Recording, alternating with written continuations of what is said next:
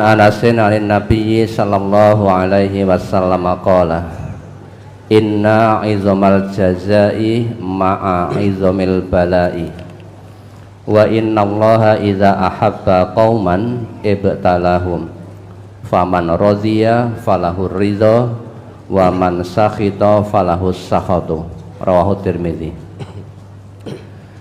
Dari Anas, dari Nabi sallallahu alaihi wasallam, beliau bersabda, sesungguhnya besarnya balasan itu tergantung besarnya cobaan.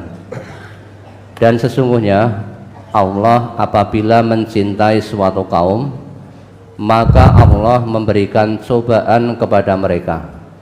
Barang siapa yang ridho, maka dia mendapatkan keridhaan Allah. Dan barang siapa yang menggerutu, yakni tidak ridho, maka dia mendapatkan murka Allah. Pertanyaan, bagaimana jika ketika di awal cobaan seorang hamba sempat mengeluh akan cobaan yang diberikan Allah, kemudian di pertengahan dan akhir cobaan itu, kemudian dia ridho akan cobaan itu, bahkan bersyukur karena di balik cobaan itu ternyata ada hikmah yang terbaik untuk kebaikan akhiratnya.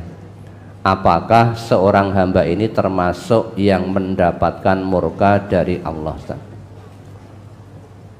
Di awalnya menggerutu, jadi menyalahkan Allah karena telah diuji, dicoba dengan hal-hal yang tidak menyenangkan. Misalkan sakit, namun alhamdulillah seiring dengan berjalannya waktu, semakin sadar, hatinya terbuka, sehingga tidak lagi menggerutu, namun lebih meningkatkan kesabaran dan bahkan bersyukur. Karena dengan sakit itu akan digugurkan dosa-dosanya oleh Allah. Kalau memang demikian halnya, insya Allah hamba tersebut tidak akan mendapatkan murka. Ya alhamdulillah di tengah jalan sadar, karena menggerutu, mengeluh itu kan tidak menyelesaikan masalah. Coba kalau Bapak Ibu misalkan diuji dengan sakit, tiba-tiba mengeluh, apa kira-kira sakitnya langsung sembuh? Kan tidak, malah justru mungkin semakin sakit.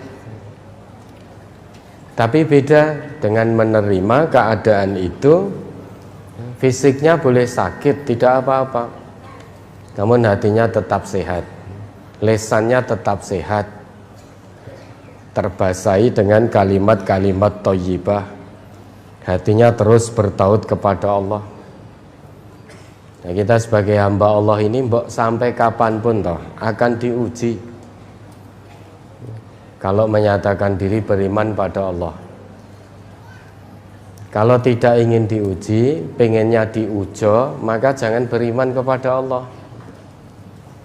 Orang yang tidak beriman kepada Allah itu akan diujo di dunia ini. Namun setelah itu siksaan Allah akan datang tiba-tiba. Di akhirat tidak mendapat bagian, bagiannya ya hanya di dunia. Bukankah Nabi kita juga bersabda, wa ma yazalul bala'u bil mu'mini wal mu'minah binafsihi wa waladihi wa malihi hatta yalqallah wa ma alaihi khati'ah.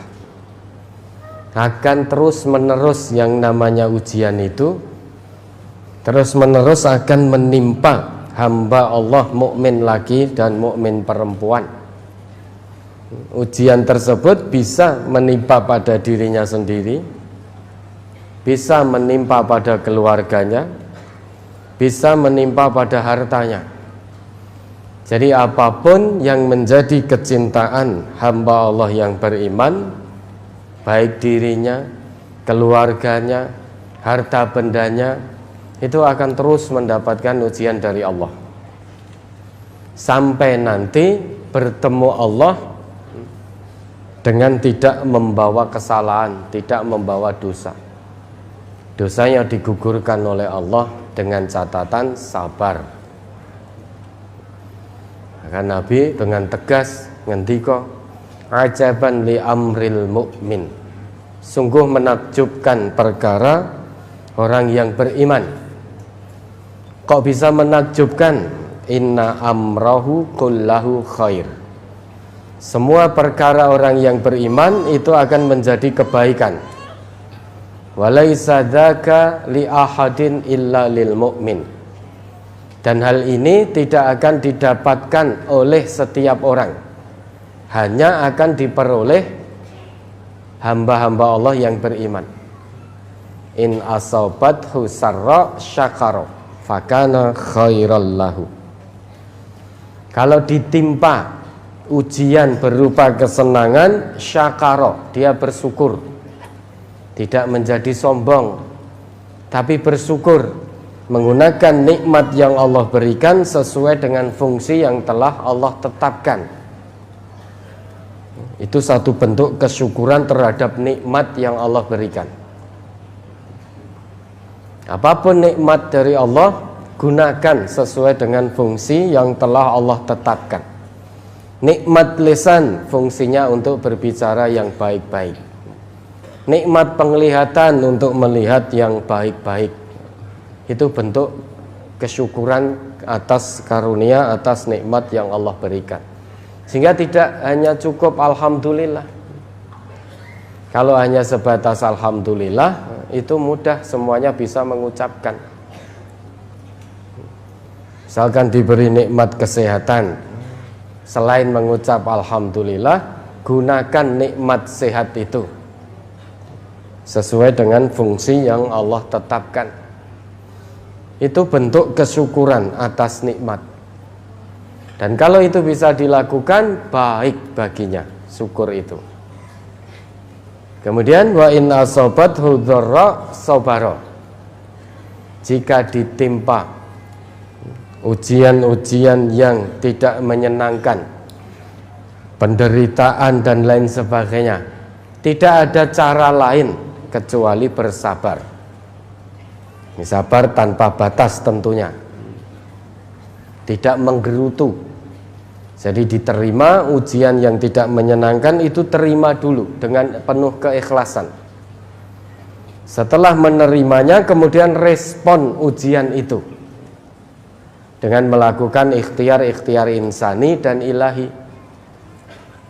Setelah merespon, jalankan apa yang menjadi ketentuan Allah dan Rasul. Bagaimana seharusnya sikap seorang mukmin dalam menjalani ujian, menjalani cobaan yang menurut manusia itu menyengsarakan. Nah, tentunya ada cara dari Allah, dari Nabi.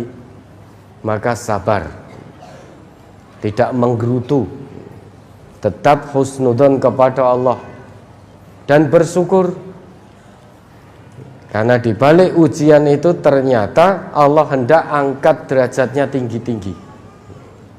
Allah hendak gugurkan dosa-dosanya. Nah, insya Allah yang bertanya tadi tidak termasuk yang mendapatkan murka dari Allah, karena sadar seiring dengan berjalannya waktu menjadi sadar, mohon ampun pada Allah, dan bisa bersyukur dengan ujian yang menimpa dirinya. Ya, ada lagi.